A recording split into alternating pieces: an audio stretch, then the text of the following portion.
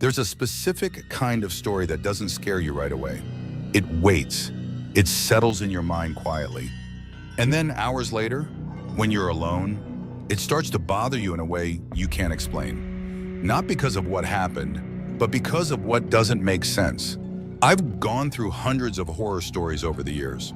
Some are dramatic, some are clearly made up, and some try way too hard to convince you they're real.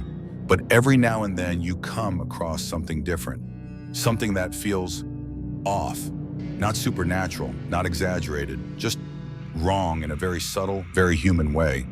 And the more you think about it, the more disturbing it becomes. Hey, welcome to Midnight Horror Files. What I've noticed is that the stories that stick with me the longest all share one thing in common. It's not isolation, it's not darkness, it's not even fear. It's the moment when you realize, the situation you're in was never random to begin with. That maybe you didn't just stumble into something. Maybe something found you first. And tonight, I want to walk through a few stories like that. Not just to tell them, but to really look at them. To pause at the moments that feel easy to ignore. And ask the questions that most people don't. Because once you start connecting those dots, the story changes completely. And I'll be honest, I don't think all of these can be explained in a way that feels comfortable. So if you're into this kind of deep, unsettling storytelling, make sure you're subscribed. It really helps the channel grow, and it lets me keep digging into stories like these. Let's get into it.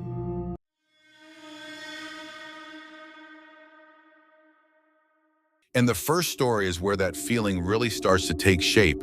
This one comes from a guy who used to go on solo backpacking trips deep into the backcountry, places where you're not just alone, you're completely cut off. No signal, no marked paths, no one accidentally wandering by, just miles of forest in every direction.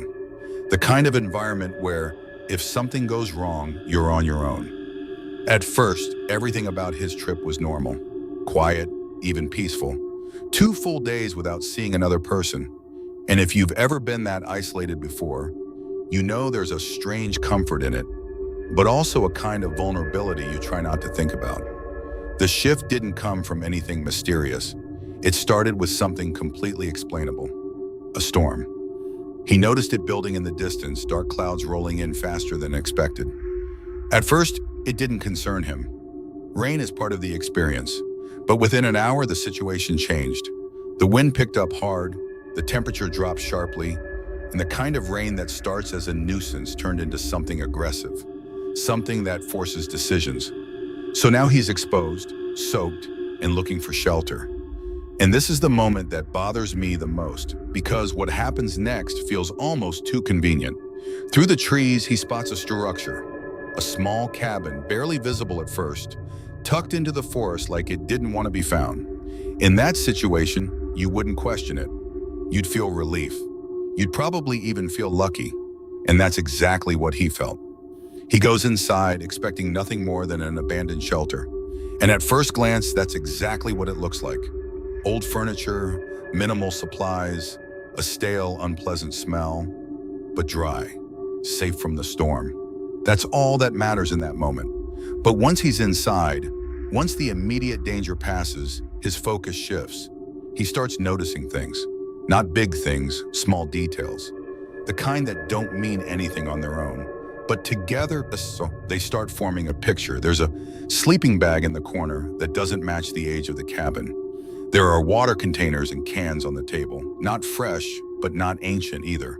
Enough to suggest recent use. And this is where I think most people would pause.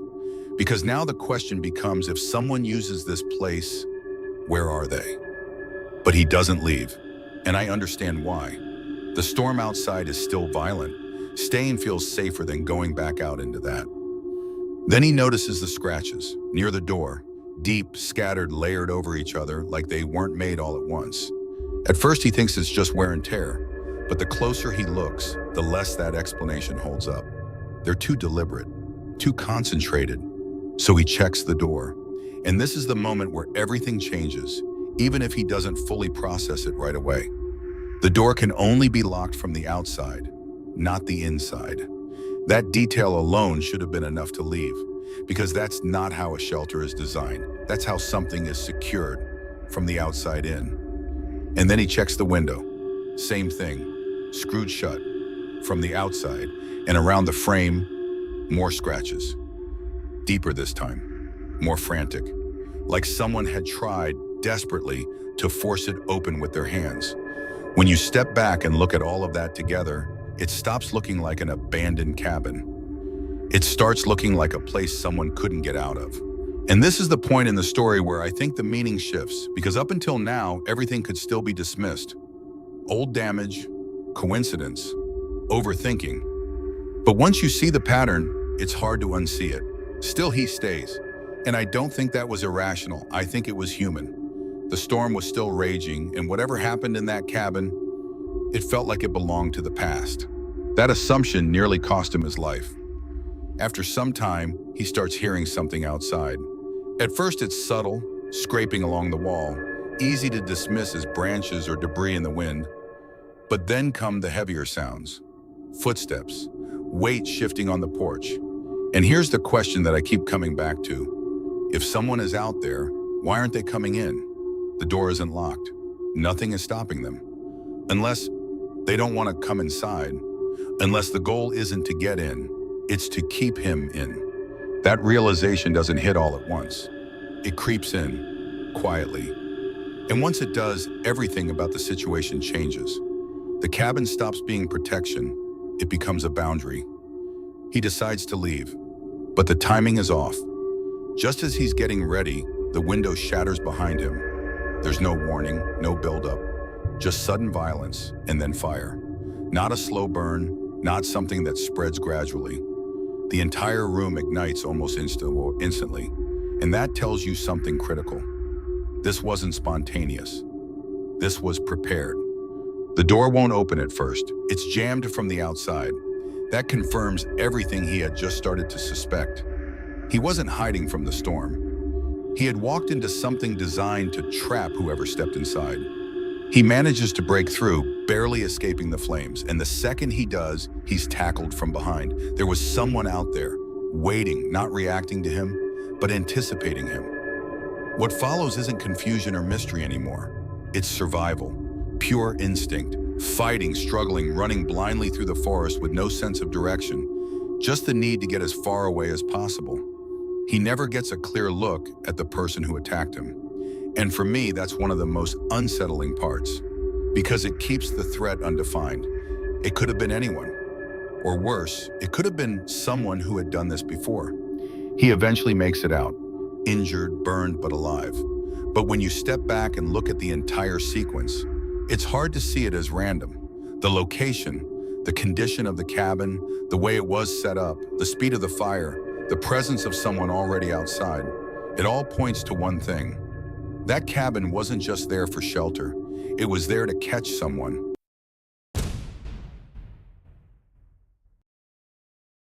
And if that first story makes you question whether a place can be designed to trap someone, the second one makes you wonder what happens when you're already trapped before you even realize it. This one involves two friends who had a habit of exploring places they probably shouldn't have. Not reckless in a careless way, but curious in a way that pushes past normal limits.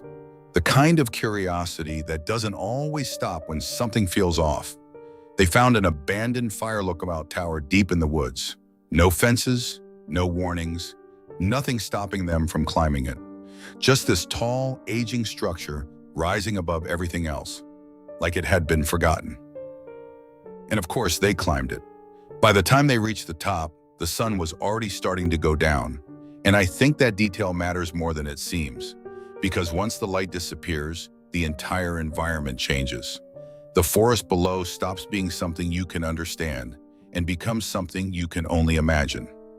At first, everything felt worth it. The view, the silence, the isolation. But then, sometime after dark, they noticed a light moving through the trees far below them. And this is where things start to feel wrong in a very specific way. The light wasn't erratic. It didn't sway or bounce like a flashlight or a lantern would in someone's hand. It moved smoothly, too smoothly, like it wasn't being carried. It was just there. They watched it for a while, trying to make sense of it. And I think this is one of those moments where your brain tries to force a normal explanation, even when something doesn't quite fit. But then it got closer. Not randomly, not wandering. It was heading directly toward the tower. That removes coincidence. When it finally reached the base, it stopped. Completely still. No sound, no movement, no response when they called out. And that's when the situation shifts. Because now they're not just observing something strange, they're above it, stuck on a structure where the only way down leads straight to whatever is waiting below. Time passes and nothing changes. The light stays there, and then the sounds begin. Metal striking metal, echoes traveling up through the frame of the tower. Not footsteps, something heavier, more deliberate. And what stands out is that the sounds don't come from one place. They move. That implies intention. At some point, one of them sees a figure pass by the window, not below, at their level. And that's where everything stops making sense. Because there's no way someone could have climbed up without them hearing it. Not on a structure like that. Not with rusted metal and loose bolts. So now you're left with two possibilities. And neither of them feels right. Either someone managed to move in complete silence in an environment where that shouldn't be possible, or what they saw wasn't following the same rules they were. They barricade themselves inside and wait for daylight, because at that point, there's nothing else to do. And when morning finally comes, everything looks normal again.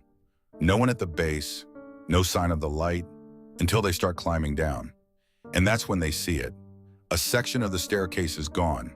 Not damaged, not collapsed, removed. An entire segment that used to connect them to the ground is missing, creating a gap they have to physically jump across just to get down. And I keep thinking about the timing of that, because if that section was already missing, they would have noticed it on the way up. Which means it wasn't. It was removed while they were up there, during the night, while something was moving around below them, and maybe even above them. At that point, it's not just about something being present in the environment. It's about something that had control over it. Because whatever was down there didn't just approach them, it took away their only safe way out.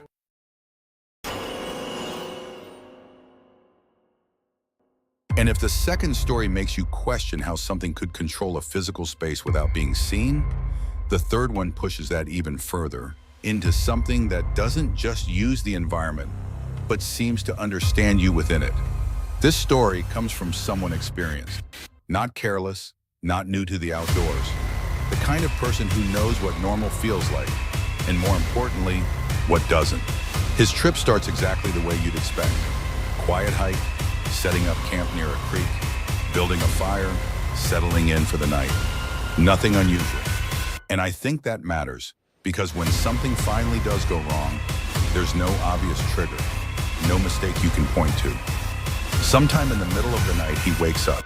Not from a sound, not from movement. Just that instinctive shift where your body decides you are not fully safe anymore. And when he looks outside his tent, he sees a fire in the distance. Not large, not spreading, just there. About 200 yards away, flickering steadily like a controlled campfire. At first, it makes sense. Another person out there.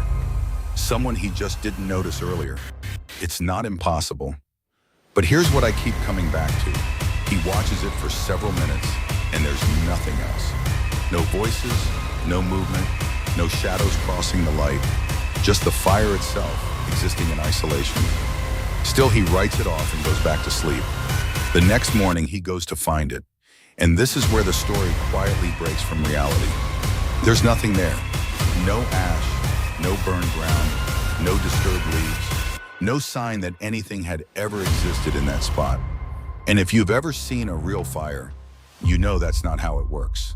Fire leaves evidence, always. So now you're left with a question that doesn't have a comfortable answer. If it wasn't a fire, then what was he looking at? And more importantly, why did it appear where he could see it? That thought lingers, but he keeps going. Continues deeper into the forest, sets up camp again. That night is when things escalate. He hears a tree fall somewhere in the distance. Loud, violent, unmistakable. That alone isn't impossible. But then it happens again. A second tree in a completely different direction, under the same still conditions. No wind, no storm. At that point, it stops feeling like coincidence. And then comes the sound. Low, sustained, not sharp or sudden like an animal. Not mechanical either. Something in between. A drawn-out, almost deliberate noise that doesn't fluctuate the way natural sounds do. He arms himself and waits, listening as it slowly fades away. By morning, most people would leave. He doesn't. And I understand that because curiosity has a way of overriding fear when you think you're still in control. He goes to find the fallen tree, and when he does, the damage doesn't make sense. It's not broken cleanly, not splintered the way wind or stress would cause. The wood is torn apart, gouged, uneven, almost as if something worked through it piece by piece. It doesn't look like the result of force, it looks like the result of interaction. And then he notices something on the ground. Two small items, a bandana, a carabiner. His, not dropped, not lost, removed from his pack and placed there. That's the moment everything changes. Because now it's not about interpreting strange events anymore. It's about direct contact. Something had access to him without waking him. Something had moved through his space without being seen.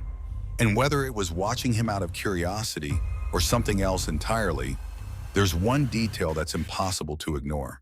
It knew where he was. It knew what was his. And it chose to leave a message in the only way it could. At that point, there's no more analysis, no more second guessing. Just one instinct left, get out. And when you step back from all of this, that last detail is what ties everything together in a way that's hard to ignore. None of these people were just in the wrong place at the wrong time. At some point in each story, something shifted. The environment stopped being neutral. The situation stopped being random. And without fully realizing it, each of them crossed a line, from observer to participant. That's the part that stays with me, because we like to believe that danger announces itself clearly, that we'll recognize it when it shows up. But in all three of these cases, the warning signs were subtle, easy to dismiss, easy to rationalize, until it was too late. And I think there's a real lesson in that, even outside of these extreme situations. We ignore discomfort more than we should. We explain away things that don't feel right because it's easier than changing course. Whether it's a place, a person, or just a gut feeling we can't fully explain, we tend to wait for proof instead of trusting instinct. But sometimes that quiet sense that something is off is the only warning you're going to get. And the difference between walking away early and staying just a little too long can be everything. So I'm curious what you think. Out of these three situations, which one felt the most real to you? And at what point would you have decided to leave? Let me know down in the comments. I read all of them, and I'm always interested in seeing how different people interpret these stories. And if you've ever experienced something even remotely similar, feel free to share it. And if you want more stories like this, ones that don't just scare you, but make you think, make sure you're subscribed. It really helps support the channel and keeps this going.